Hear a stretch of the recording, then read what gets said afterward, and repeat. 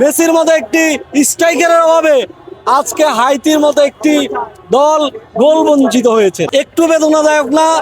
আমরা আজকে এখানে খেলা দেখতে এসেছি ব্রাজিলকে উদ্দীপনা দিতে, ওদেরকে অনুপ্রেরণা যোগাতে। আপনারা দেখতে পেয়েছেন ওয়ার্ল্ড র্যাঙ্কিং এ 83 নম্বর একটি দল, যাদের আগে কোনো ভালো একটি বিজয়ের অভিজ্ঞতা নাই, সেই দলের সাথে 3-0 গোলে জিতেছে মাত্র।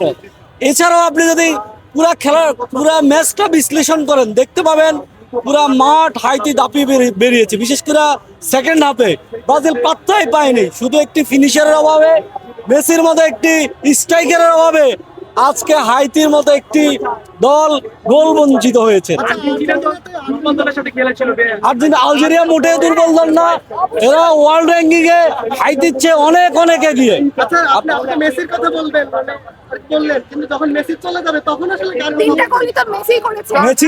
মেসি তো এখনো আছে, বর্তমান আছে। সে তার ধারাবাহিকভাবে সে তার নৈপুণ্য দেখিয়ে যাচ্ছেন। মেসি 3টা গোল করেছেন, ইভেন তার সতীর্থ ডিফল, আলভারেজ সহ সবাই ভালো খেলেছে।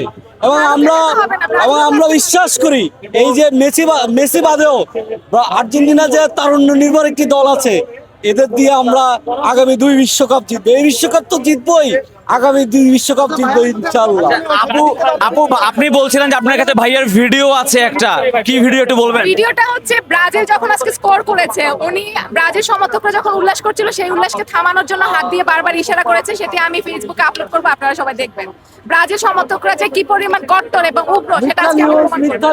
আর্জেন্টিনা সমর্থক আমি কিছু উগ্র এবং উচ্ছৃঙ্খল ব্রাজিল সমর্থককে থামানোর চেষ্টা করেছি, যারা স্ক্রিনের সামনে এসে দর্শকদের দেখার বিঘ্ন ঘটাচ্ছিল, তাদেরকে আমি নির্বৃত্ত করেছি।